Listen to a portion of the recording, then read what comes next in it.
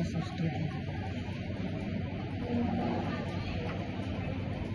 आपलं आजचं प्रॅक्टिकल आहे measure voltage current and power in single phase AC circuit with resistive load. तर त्यासाठी आपल्याला आपण ऑटो ट्रान्सफॉर्मर सुद्धा म्हणतो, त्यानंतर व्होल्टमीटर, ॲममीटर, त्यानंतर वॅटमीटर आणि रेझिस्टिव्ह लोड.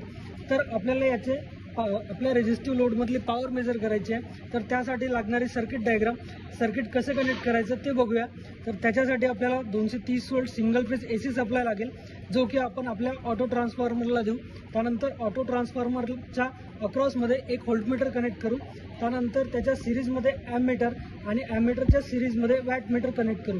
तर वॅटमीटरमध्ये 2 कॉइल्स असतात. आपल्याला सर्वांना माहिती आहे की एक करंट कॉइल आणि एक पोटेन्शियल कॉइल. तर करंट कॉइल ही नेहमी लोडच्या सिरीजमध्ये असते आणि पोटेन्शियल कॉइल नेहमी लोडच्या पॅरललमध्ये कनेक्ट करतो.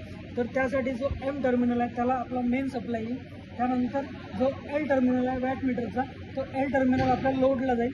लोडचा दुसरा पॉईंट आपल्या न्यूट्रल टर्मिनलला आणि वॅटमीटरचा जो V पॉईंट आहे तो सुद्धा न्यूट्रल टर्मिनलला कनेक्ट राहील. आणि जो मेन टर्मिनल आहे वॅटमीटरचा आणि C म्हणजेच कॉमन टर्मिनल, तो एकमेकांना शॉर्ट असतो, हे नेहमी लक्षात ठेवायचं. तर याच्यानुसार आपल्याला सर्किट कनेक्ट करावं लागते. त्यानंतर आपल्याला याच्यानुसार रिडिंग घ्यावं लागतं. तर रिडिंग घेण्यासाठी आपल्याला कोणत्याही वॅटमीटरचा मल्टिप्लाइंग फॅक्टर कॅल्क्युलेट करावा लागतो. तर मल्टिप्लाइंग फॅक्टर आपण कसा कॅल्क्युलेट करतो? तर मल्टिप्लाइंग फॅक्टर कॅल्क्युलेट करण्यासाठी आपल्याला व्होल्टमीटरची रेंज माहीत असणं गरजेचं आहे. त्यानंतर व्होल्टेज रेंज माहीत असणं गरजेचं आहे, करंट रेंज माहीत असणं गरजेचं आहे आणि पॉवर फॅक्टर आणि आपल्या मीटरची जे फुल स्केल डिफ्लेक्शन असेल ती माहीत असणं गरजेचं आहे. याच्यानुसार आपलं मल्टिप्लाइंग फॅक्टरचा फॉर्म्युला बनतो voltage range into current range into power factor divide by full scale deflection of wattmeter. तर यानुसार आपण प्रॅक्टिकल करूयात. त्यानुसार आपण कनेक्शन केलेलं आहे. सर्किट डायग्रामनुसार व्हेरिएकचा पहिला पॉईंट, व्हेरिएकच्या अक्रॉसमध्ये आपण व्होल्टमीटर कनेक्ट केलेलं आहे.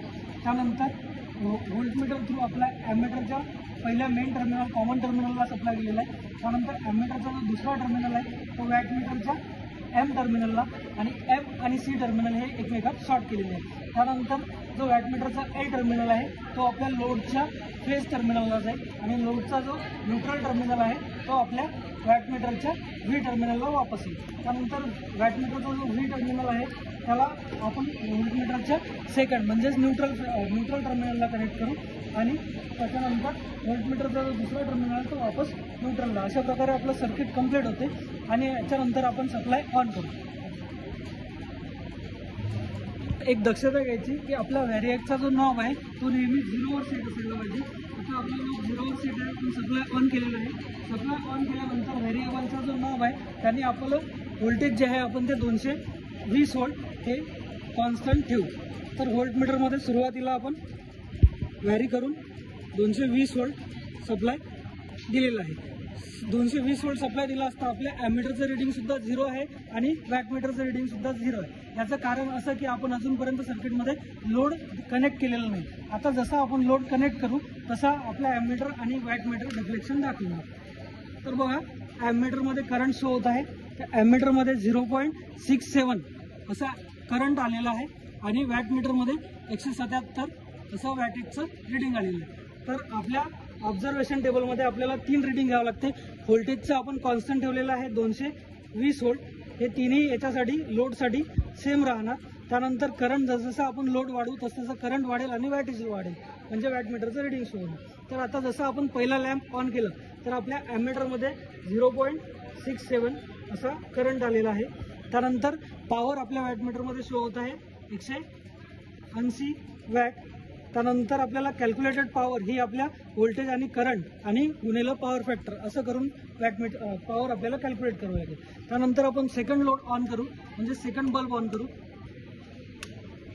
तर बघा इकडे आपला करंट वाढलेला आहे. करंट हा 0.6 वरून 1.2 अँपियर असा गेलेला आहे. तर 1.2 आपण नोट करूया. त्यानंतर पॉवर सुद्धा आपली 180 वरून 220 वॅट झालेली आहे. त्यानंतर आपण तिसरा बल्ब ऑन करू. तिसरा बल्ब ऑन केल्यानंतर बघा आपला करंट जो आहे तो 1.75 किंवा 1.8च्या दरम्यान गेलेला आहे. तर 1.8 आणि आपलं जे वॅटमीटरचं रिडिंग आहे ते 378 वॅट असं शो करत आहे. अशा प्रकारे आपले रिडिंग कंप्लीट झालेले आहे. अशा प्रकारे आपण सर्किट सिंगल फेज सर्किटमधील व्होल्टेज, करंट आणि पॉवर हे आपल्याला मेजर करतो.